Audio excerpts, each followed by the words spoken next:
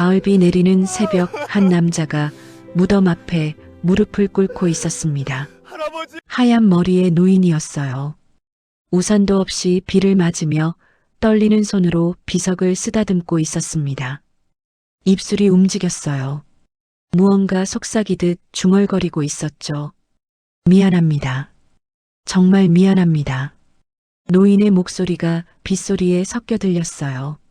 그의 얼굴에는 깊은 슬픔이 새겨져 있었습니다. 30년을 견뎌온 고통이 그대로 드러나 있었어요. 하지만 아무도 몰랐습니다. 이 평범해 보이는 묘지기 할아버지가 누구인지, 왜 매주 같은 무덤들을 찾아다니는지, 그리고 그가 품고 있는 비밀이 얼마나 충격적인지를요. 이 이야기가 궁금하시다면 구독 버튼을 눌러주세요. 평범한 사람들의 숨겨진 이야기를 매일 전해드립니다. 알림 설정도 함께 부탁드려요. 자, 이제 그날로 돌아가 보겠습니다. 30년 전 그날 밤으로요. 이지우가 공원묘지 관리사무소에 입사한 건 석 달 전이었습니다. 28배 청년은 성실했어요. 매일 아침 8시면 어김없이 출근했고 묘역을 꼼꼼히 점검했습니다. 방문객들에게는 친절하게 안내했고 서류 정리도 깔끔하게 했죠. 지우 씨, 커피 한잔 할까요? 과장 강민호가 말을 걸었습니다. 45의 중년 남자는 15년째 이곳에서 근무하고 있었어요. 처음엔 무뚝뚝했지만 요즘은 지우에게 잘 대해줬습니다. 감사합니다, 과장님. 두 사람은 사무실 창가에 앉아 커피를 마셨어요. 창밖으로 묘역이 한눈에 내려다 보였습니다. 가을 햇살이 비석들을 비추고 있었어요. 과장님, 저기 박성훈 할아버지 보이세요? 지우가 창밖을 가리키며 물었습니다. 언덕 중턱에 한 노인이 걸어가고 있었어요. 등이 약간 구부정했지만 걸음걸이는 단단했습니다. 아, 박묘지기? 왜? 요즘 이상한 걸 발견했어요. 이상하다니? 지우는 노트북을 열었습니다.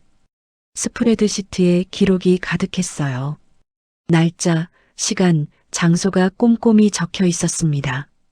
할아버지가 매주 수요일마다 특정 무덤들만 찾아다니세요. 정확히 7개예요. 민호가 화면을 들여다봤어요. 지우의 기록은 상세했습니다. 지난 석 달간의 패턴이 명확하게 보였죠. 묘지기가 무덤 관리하는 게 이상한가? 그게 일인데. 아니요, 다른 무덤들도 관리하시긴 해요. 하지만 이 7개 무덤은 달라요. 훨씬 더 정성스럽게 돌보시거든요. 꽃도 새로 갈아주시고 비석도 오래 닦으시고요. 민호는 커피를 한 모금 마셨습니다. 별로 관심 없다는 표정이었어요. 그럴 수도 있지. 혹시 친척 무덤이거나 그런 거 아닐까? 그것도 확인해 봤어요. 무덤 주인들 명단을 보니까 성씨가 다 달라요. 친척은 아닌 것 같습니다. 지우가 다른 파일을 열었습니다. 무덤 등록 정보가 나타났어요. 더 이상한 건 이거예요.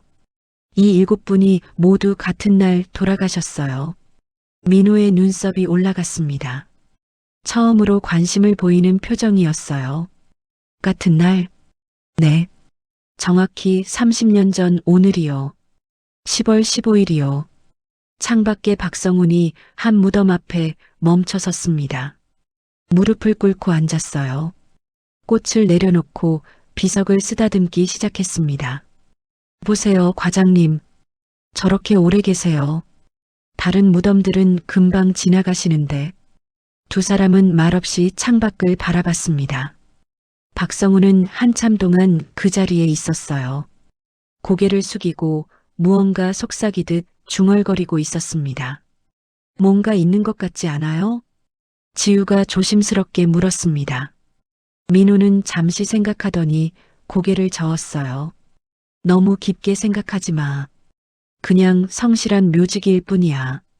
우리 일이나 잘하자고. 하지만 지우는 납득할 수 없었습니다. 뭔가 숨겨진 이야기가 있을 것 같았어요. 그날 오후 지우는 묘역 점검을 핑계로 박성훈이 찾아가는 무덤들을 직접 확인했습니다. 7개 무덤이 언덕 이곳저곳에 흩어져 있었어요. 각 무덤은 정말 깨끗했습니다. 다른 무덤들보다 훨씬 잘 관리되어 있었어요. 신선한 꽃이 놓여 있었고 비석에는 먼지 하나 없었습니다. 지우는 비석의 이름들을 메모했어요. 김영수, 이순희, 박철호, 정미경, 최서연, 한동욱, 송지혜. 모두 30년 전 같은 날 세상을 떠난 사람들이었습니다. 왜 할아버지는 이분들 무덤을 이렇게 정성스럽게 돌보시는 걸까? 지우의 호기심은 점점 커져갔습니다. 다음 주 수요일 지우는 일찍 출근했습니다. 오전 6시였어요. 아직 해가 뜨기 전이었죠. 사무실은 텅 비어 있었습니다. 지우는 창가에 자리를 잡고 앉았어요. 손에는 작은 쌍안경이 들려 있었습니다. 오늘은 꼭 확인해야 해. 중얼거리며 묘역을 바라봤어요. 안개가 자욱했습니다. 비석들이 흐릿하게 보였죠. 7시가 되자 박성훈이 나타났습니다. 평소보다 1시간 일찍 왔어요. 손에는 꽃다발과 청소도구가 들려 있었습니다. 지우는 쌍안경으로 할아버지를 따라갔어요. 박성훈은 첫 번째 무덤으로 향했습니다. 김영수라는 이름이 새겨진 비석이었어요. 할아버지는 무릎을 꿇고 앉았습니다. 묵묵히 비석을 닦기 시작했어요. 천으로 조심스럽게 문지르며 먼지를 제거했습니다. 그리고 새 꽃을 놓았죠. 영수 씨 또 왔습니다. 할아버지의 입이 움직였어요. 무언가 말하고 있었습니다. 하지만 거리가 멀어 들리지 않았죠. 10분 후 박성훈은 두 번째 무덤으로 이동했습니다. 이순이라는 이름의 무덤이었어요. 똑같은 과정이 반복됐습니다. 비석을 닫고 꽃을 놓고 무언가 속삭이듯 말했습니다. 지우는 더 가까이 가고 싶었어요. 할아버지가 무슨 말을 하는지 듣고 싶었습니다. 하지만 들킬 위험이 있었죠. 3번째 무덤, 4번째 무덤, 5번째 무덤.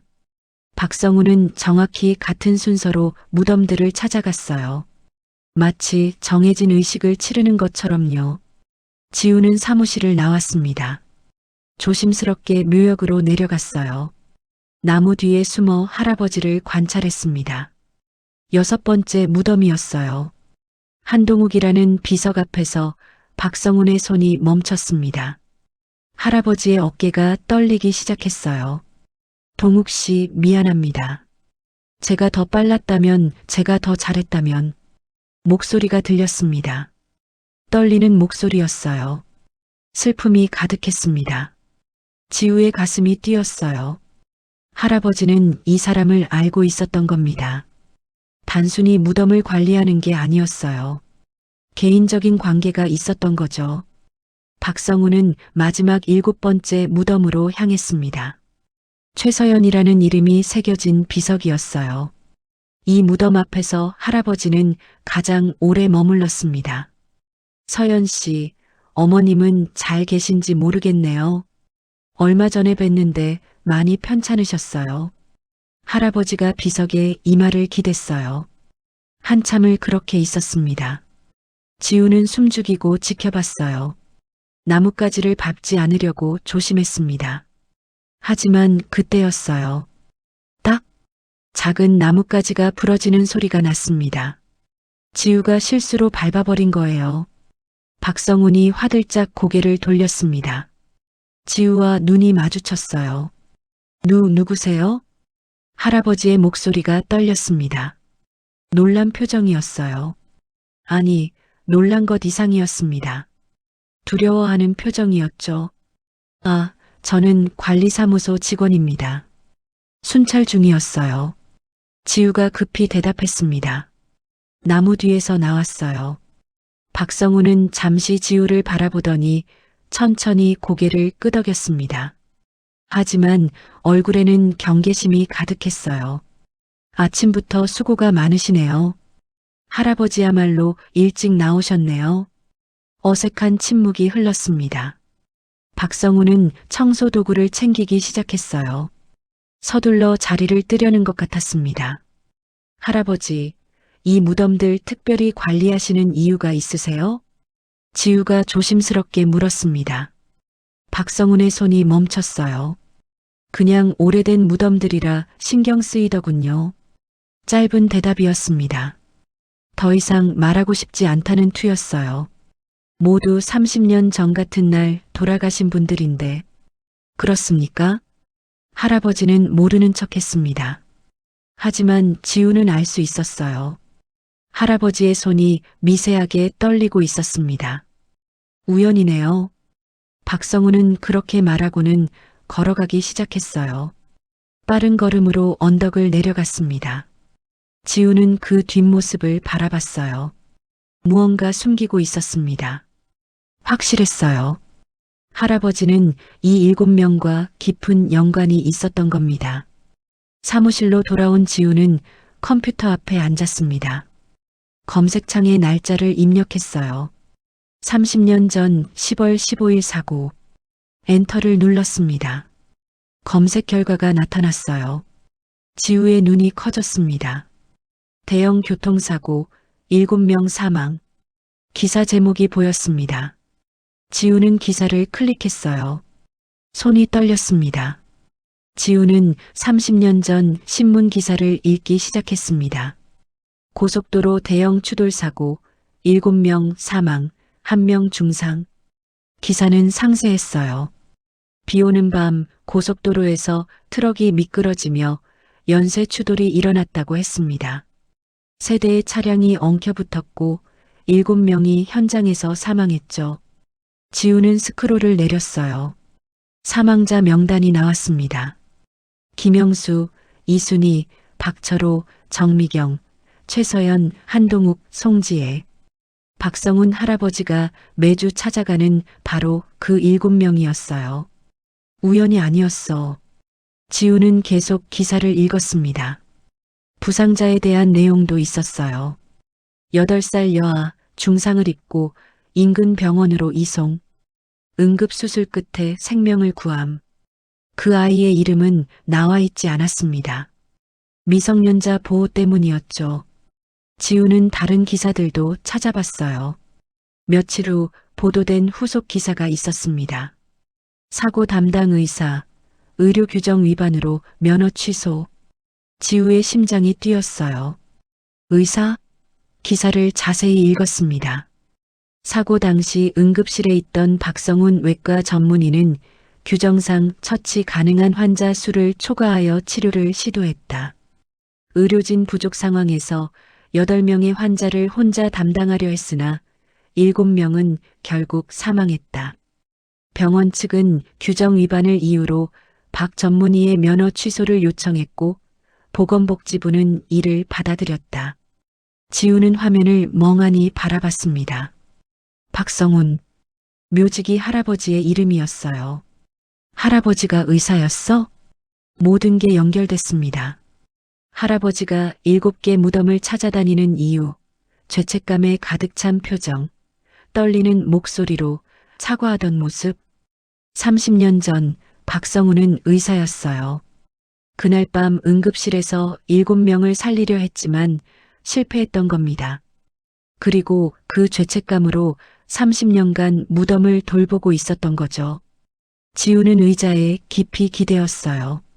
가슴이 먹먹했습니다. 과장님, 민호가 사무실로 들어왔습니다. 지우는 급히 화면을 돌렸어요. 왜 그래?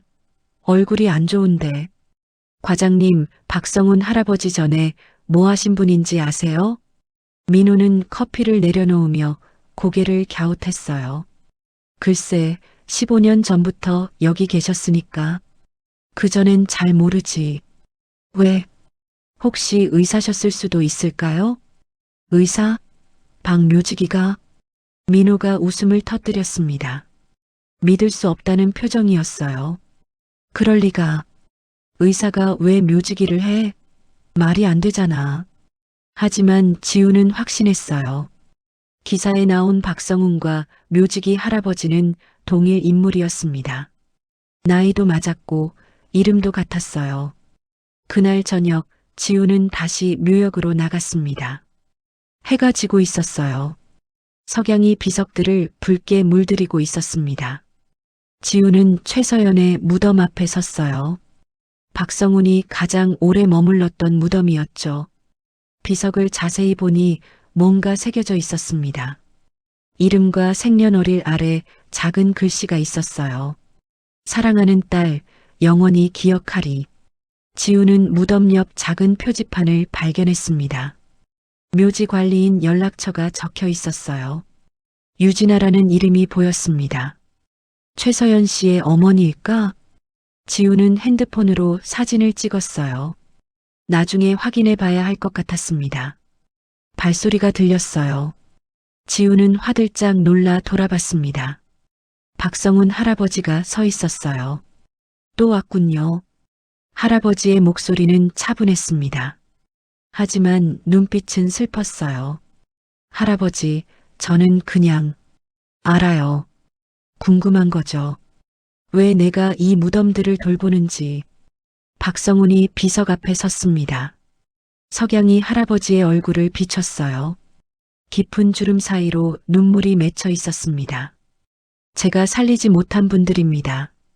할아버지의 목소리가 떨렸어요. 30년 전 저는 의사였어요. 응급실에서 일했죠. 그날 밤 큰 사고가 났고 8명이 실려왔습니다. 지우는 숨을 죽이고 들었어요. 혼자서 모두 살리려 했어요. 하지만 7명은 제 손 안에서 떠났습니다. 제가 부족했던 거죠. 하지만 규정 때문이었잖아요. 할아버지 잘못이 아니에요. 박성훈은 고개를 저었습니다. 아니에요. 제가 더 빨랐다면, 더 침착했다면 더 살릴 수 있었을 거예요. 할아버지는 무릎을 꿇고 앉았어요. 비석에 손을 얹었습니다. 그래서 여기 왔습니다. 속죄하려고요. 제가 할 수 있는 건 이것뿐이었어요. 지우의 눈에도 눈물이 고였습니다. 30년간 혼자 짊어진 죄책감이 얼마나 무거웠을까요? 하지만 할아버지, 한 명은 살리셨잖아요. 8살 여자아이요. 박성훈의 고개가 번쩍 들렸어요. 눈이 커졌습니다. 그 아이 어떻게 알아요? 신문 기사에 나와 있었어요. 중상이었지만 살았다고요. 할아버지의 손이 떨렸습니다. 입술이 바들바들 떨렸어요. 살았다고요? 정말요? 네. 응급수술 끝에 살아났대요. 박성훈은 그 자리에 주저앉았습니다. 얼굴을 손으로 감쌌어요. 어깨가 흔들렸습니다. 울고 있었어요. 몰랐어요. 저는 몰랐습니다. 면허 취소되고 쫓겨나듯 병원을 떠났거든요. 그 아이가 어떻게 됐는지 확인할 수가 없었어요. 지우는 할아버지 옆에 앉았습니다. 함께 석양을 바라봤어요. 한 명이라도 살리셨어요. 그걸로 충분하지 않나요? 하지만 박성훈은 대답하지 않았습니다. 그저 조용히 울기만 했어요.